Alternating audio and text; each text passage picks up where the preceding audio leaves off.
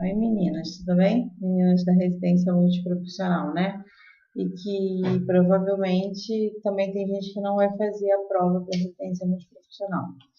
Esse é um vídeo só para vocês, tá? Eu não vou publicizar esse vídeo, é só para poder orientar vocês em relação às leituras para sexta-feira que vem, que aí eu vou pedir uma atividade para vocês, tá?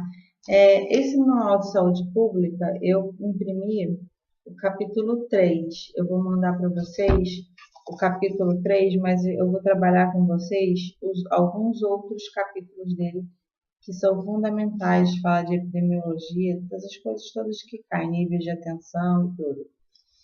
A gente vai trabalhar a história das políticas públicas de saúde no Brasil e no mundo, porque para a gente entender a estratégia de saúde da família, é importante a gente pensar como que as políticas públicas de saúde elas foram se constituindo, né? E depois o capítulo 2 tem os níveis de atenção em saúde, né, que são os conceitos, as definições e as relações entre os sistemas de saúde. Só que esses dois capítulos eu vou tirar cópia para vocês porque eu não consegui ele em PDF. O que eu consegui em PDF foi o capítulo 3, onde a gente vai trabalhar a questão do Sistema Único de Saúde, né? Uma abordagem jurídico-legal com ênfase na Lei Orgânica da Saúde. Então, esse capítulo ele é bem interessante. No dia, na sexta-feira que vem, eu vou falar sobre os dois primeiros capítulos, né? Mas eu já quero que vocês tenham lido esses, tá? Porque ele vai fazer um resumo bem legal, vai falar dos determinantes sociais, ele faz tá vendo? Tem uns quadrinhos, que ele coloca os quadrinhos com as explicações de deveres, o que é dever, o que é direito, dentro da saúde, né? Tem os princípios básicos do SUS e se relaciona ao quê? Aos princípios do SUS. Tem as atribuições e competências dos entes federados. Qual é a matéria? Por exemplo, alimentação e nutrição. O que cabe à União? Formular, avaliar e apoiar a política, né? O que cabe ao Estado? Coordenar em caráter complementar e executar. E o que cabe ao município? Executar. Então, assim, tem várias temáticas aqui e tem um quadrinho, não dá para ver direito, mas aqui é o tema, o que cabe à União, o que cabe ao Estado e o que cabe ao município. Então, esse capítulo 3 ele é maravilhoso, por quê? Porque ele é bem resumido, entendeu? O que eu vou tentar fazer essa semana? Eu vou tentar digitalizar o capítulo 1 e 2, e aí seria legal vocês virem com o capítulo 1, 2 e 3 lidos, tá? Para a gente poder utilizar, porque se vocês querem passar um concurso de residência, é importante fazer isso. Mas eu vou mandar por e-mail para vocês esse vídeo. Eu vou mandar o capítulo 3, que é o Sistema Único de Saúde, Arcabouço Jurídico Legal, com ênfase na Lei Orgânica da Saúde. Mas não precisa, se vocês não quiserem imprimir, eu já imprimi tudo, tá? E sexta-feira que vem, de semana que vem, eu já vou entregar para vocês esse material. Tem também um texto, não sei se vocês já leram, da Asa Cristina Laurel, onde ela vai falar da saúde e doença como um processo social. Se a gente for pensar que a saúde da família, né?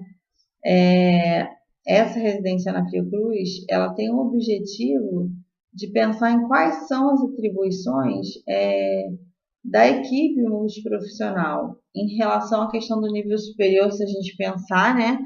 Porque no nível superior a gente tem assistente social, cirurgião dentista, educador físico, ou deveria ter, não necessariamente tem em todas, enfermeiro, farmacêutico, nutricionista e psicólogo, né?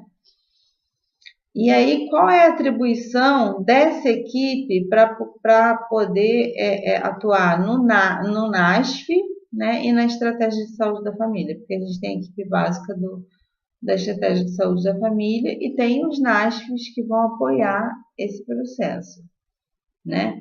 Então, a gente vai ter algumas linhas e áreas de competência para os profissionais da atenção básica em relação à saúde da família.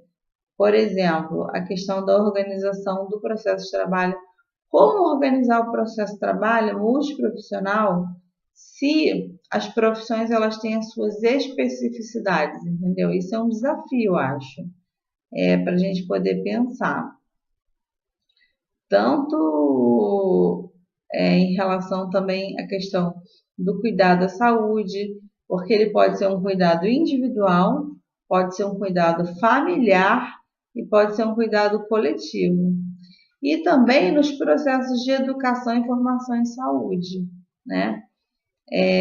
Nesse processo de formação e educação em saúde, ele vai visar o quê? Vai visar a melhoria da saúde e que eles falam assim, o bem-estar dos indivíduos, das suas famílias e da comunidade, né? Isso é só um panorama geral para a gente ver o que a gente vai trabalhar, tá? Então, não sei se vocês chegaram a ver o programa do curso de residência, né?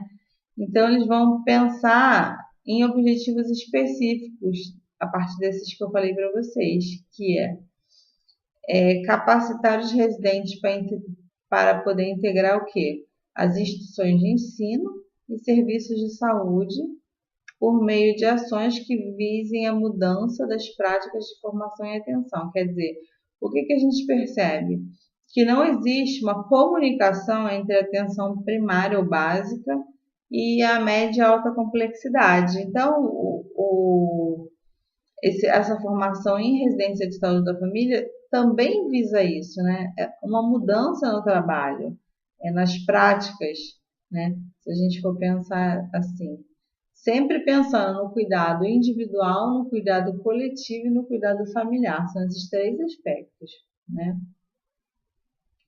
E todo o processo de formação, educação em saúde e construção de conhecimento, ele é baseado nas necessidades dos usuários. Então, assim, se identificam as necessidades, eles trabalham assim. Por isso que a gente pensa que eles falam discussão de casos, essas coisas, né? Se identifica quais são as necessidades do usuário para ir pensar em trabalhos de educação e saúde, tá? Então, você vai pensar em estratégias dentro da saúde da família que vai pensar conjuntamente de forma intrínseca, tanto o processo de trabalho quanto a formação profissional. E sempre pensando nas necessidades dos usuários, né? E com essas categorias mesmo, tá? Então, tem até agora uma minuta nova em relação à atenção básica que está sendo construída, né? Mas que a gente não sabe como é que vai ficar então, tá? Mas tem uma concepção que é uma concepção pedagógica do programa de residência em saúde da família, né? Que vai pensar as três áreas de competência, né? A organização do processo de trabalho, né? O cuidado à saúde, que seria individual, coletivo e familiar, nunca esquecer disso, e a educação e a formação em saúde, né? Então, você tem que pensar na questão das competências, sempre considerando a historicidade dos sujeitos, né? E o papel que esses atores têm nas mudanças sociais. Quem são os atores que estão presentes ali? Não são só os residentes, são os usuários que acessam o serviço de saúde também, né? Então, você tem isso que se contrapõe a uma visão, né, que eles consideram uma visão como aprendizagem, como adaptação dos indivíduos a uma ocupação constituída, que eles chamam de construtivista. Então, a competência profissional, aí eu estou lendo um pedacinho aqui, ela vai se referir ao quê? Às formas e aos meios pelas quais o sujeito contribui pela apropriação da sua profissão, quer dizer, como que você, enquanto farmacêutico, você enquanto assistente social, você enquanto educador físico, você enquanto psicólogo, dentro dessa equipe multidisciplinar, multiprofissional, como que você vai poder contribuir em relação às suas competências? Porque a gente sabe, por exemplo, se a gente for pensar no serviço social, a atribuição é diferente de competência. Competência equivale a todas as profissões. qualquer profissão pode exercer. Atribuição privativa, cada uma tem a sua, né? Então, eles falam sempre de competência e não de atribuição. Por isso que a construção é sempre conjunta, né? Ela é sempre qualificada de forma conjunta, mas pensando nas especificidades de cada área, tá? Então, pensando nisso, eu vou mandar para vocês esse programa, né? Vou mandar para vocês um fichamento além daqueles textos que eu já falei, um fichamento de vários textinhos sobre a questão da saúde na atualidade, como é que a saúde está hoje, tá? Mas a gente não vai ver isso tudo de uma vez só, a gente vai ver isso aos poucos, porque a gente não vai dar conta de ver isso tudo em tão pouco tempo, né? Mas eu quero deixar um dever de casa para vocês. Uma das coisas que eu vou mandar para vocês é uma apresentação em PowerPoint, tá? Nessa apresentação em PowerPoint, a gente tem, deixa eu pegar aqui só para mostrar para vocês. A gente tem, desculpa, tá? Eu não estou muito bem hoje, eu estou com febre. Mas aí a gente vai fazer mesmo assim. A gente tem as concepções do processo saúde e doença nos últimos 50 anos, que é o paradigma flexneriano, história natural da doença e determinação social da doença, que é usado na estratégia de saúde da família, a determinação social da doença, e que há sempre uma tensão constante entre enfoque biológico e enfoque social. Mas isso a gente vai discutir com mais profundidade depois, tá? Então, a primeira tarefa que eu quero que vocês pensem, que está lá no finalzinho do PowerPoint, né, nos dois últimos, no penúltimo slide, que traz como reflexão, né? Quando eles passam uma historinha, um caso, como que isso vem acontecendo na minha realidade de trabalho? Como que esse caso, essa situação, esse fenômeno, ele vem acontecendo na minha realidade de trabalho, né? Como efetivamos ou não a integralidade da saúde no SUS? Como se dá o acesso à rede de serviços do SUS? Como é o processo de regionalização em que a minha unidade, no caso hipotético de vocês estarem inseridos na rede básica de saúde, pensar nisso? E quais as consequências da saúde da população? Quais as consequências disso tudo para a saúde da população? E como que vem ocorrendo o processo de participação e controle social na realidade de trabalho? Isso tudo são questões hipotéticas para se pensar. Vocês podem pensar de maneira geral, né? Mas seria importante, e eu vou passar alguns casos para vocês, e aí mais dois textos que vai falar do curso de especialização em saúde da família, como que a residência da INSP da Fiocruz, ela vê essa atenção básica como um processo de desenvolvimento, o que é estratégia de saúde da família, como é que o curso começou. Eu acho que é interessante. Qual é a forma de abordagem pedagógica deles, como é que é o programa deles, né? E um outro texto que é a introdução à trajetória da residência multiprofissional no Brasil. A gente vai começar com esses textos, tá? Que eu acho melhor. E antes, a gente vai fazer um resgate histórico, né? Pensar. Porque a gente não pode partir direto para a estratégia de saúde da família se a gente não pensar no contexto histórico, como é que o processo de saúde e doença ele foi sendo produzido no Brasil e no mundo, sem pensar nesses níveis hierarquizados, de atenção básica, de atenção de média e alta complexidade, como é que se dá essa proposta de construção de redes, né, na questão da atenção à saúde. E que não é só no caso do Brasil, existem outras partes do mundo. Então, a gente tem um objetivo que é o nível primário, secundário e terciário. E como que esses três níveis eles vão estar se articulando. E aí você tem a reforma sanitária, e o Sistema Único de Saúde, né? A universalidade, igualdade e integralidade. E aí, o que eu quero que vocês façam? Respondam aquelas perguntas que estão no PowerPoint para a semana que vem, né? É bom porque vocês já vão treinar a escrita e eu já vou ver qual o nível de conhecimento de vocês em relação a isso, tá? É importante vocês lerem os textos e tentar escrever com as palavras de vocês, né? Sempre pensando assim, tá?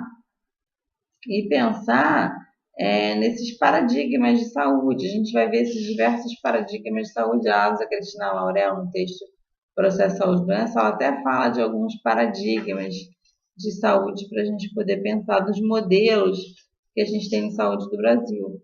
E esses capítulos, eles têm até uns exercícios ao final deles, que é bem interessante e esclarecedor. E aí, por exemplo, deixa eu pegar só uma aqui para vocês, para a gente poder pensar. Um caso, por exemplo, aqui, né? Senhora, aí isso eu vou mandar por escrito para vocês, né? A senhora DJ, que aí não é identificado, 31 anos, espanhola, em visita ao Brasil por ocasião dos Jogos Olímpicos, sofre um acidente automobilístico, o qual ocasiona um traumatismo craniano encefálico e politraumatismo. Se a gente for considerar os princípios e diretrizes do SUS, o que a gente pode pensar em relação a isso, né? Quais são os princípios e diretrizes do SUS para a gente poder pensar esse acesso dessa senhora que não é brasileira ao Sistema Único de Saúde, né? Então, tem outras questões para a gente pensar também. Por exemplo, em um hospital municipal de pequeno porte numa cidade próxima da capital de determinado estado, um senhor de 66 anos, ele foi admitido com queixa de dor precordial na mandíbula e nos membros superiores, com sudorese, com náusea, palpitações de espinéia. Com base nesse caso, e considerando como a saúde se organiza no Brasil, qual que deve ser a conduta, né? Para a gente poder pensar. Então, como que a gente pode pensar, com base nesse caso, por exemplo, pensar referência contra referência, porque se a gente for pensar os níveis de atenção, a gente tem que pensar referência contra referência, né? Como que são considerados os protocolos clínicos, né, de atendimento às urgências, como que se preenche uma ficha de encaminhamento, né, informando a condição clínica e as intervenções e as condutas terapêuticas para poder encaminhar os pacientes na ambulância, com a presença do médico, né? Além de buscar outras informações sobre o estado do paciente. Então, tem várias questões aqui interessantes para a gente poder pensar. Então, eu quero que vocês façam, tentem responder as perguntas dos slides. E o capítulo 3, que eu vou mandar para vocês, que é o Sistema Único de Saúde, Arcabouço Jurídico Legal, no final do capítulo, a gente tem 5 questões no final desse capítulo. São questões de múltipla escolha e que já tem a resposta ao final, mas tentem não ver as respostas e tentem, além de responder, por exemplo, né? Vou dar um exemplo aqui. Além de vocês responderem, vocês explicarem por que vocês responderam isso com as palavras de vocês. Por exemplo, né? Uma questão que eu vou mandar para vocês no capítulo 3 está assim. A respeito do sanitarismo campanhista, é correto afirmar que tem várias opções. A resposta é a letra B.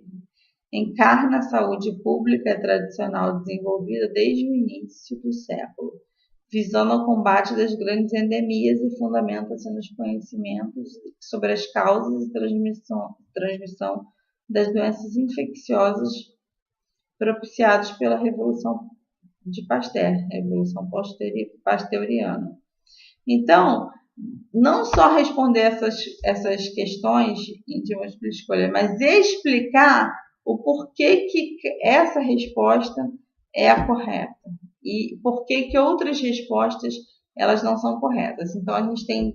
Se vocês conseguirem comprar esse manual de saúde pública, ótimo. Se vocês não conseguirem, eu vou tirar xerox, cópia do capítulo 1 e 2. O 3 eu já vou mandar, vocês vão fazer o exercício do 3, junto com as questões discursivas que eu vou enviar com os slides. Então, eu queria que vocês lessem, eu sei que é muita coisa, mas a princípio eu vou enviar para vocês a questão da trajetória da saúde multiprofissional no Brasil, um outro texto que fala sobre o programa de residência na ENSP, o capítulo 3, que é do Sistema Único de Saúde, Arcabouço Jurídico Legal, com ênfase na Lei Orgânica da Saúde, que é desse livro, que é muito importante para vocês, e um texto da Asa Cristina Laurel, que é o Processo de Saúde e Doença, que aí a gente vai pensar nos paradigmas e pensar nas concepções de saúde que vêm sendo produzidas ao longo da história para chegar hoje e como que muitas vezes esses modelos antigos eles estão hoje. Se a gente for pensar na relação dialética, eles estão presentes, tá? Então eu quero que vocês façam isso para a semana que vem, tá bom? E Evelyn, Elizabeth, Caroline e Josélia, né? A gente vai trabalhar bastante e principalmente a escrita, porque a gente pega essa parte toda teórica e como que a gente articula relação teoria-prática. E relação teoria-prática é uma unidade na diversidade, né? Como que você vai ler determinadas situações e explicar determinados fenômenos e como você deve agir a partir daí, identificar as necessidades dos usuários, agir, pensar em estratégias e aí para poder agir. E como que se dá essa relação entre os 3 níveis de atenção, tá? Então, pensem nisso para sexta-feira da semana que vem, que é dia 4 de agosto. A gente vai começar a discutir isso, tá bom? Um beijo para vocês.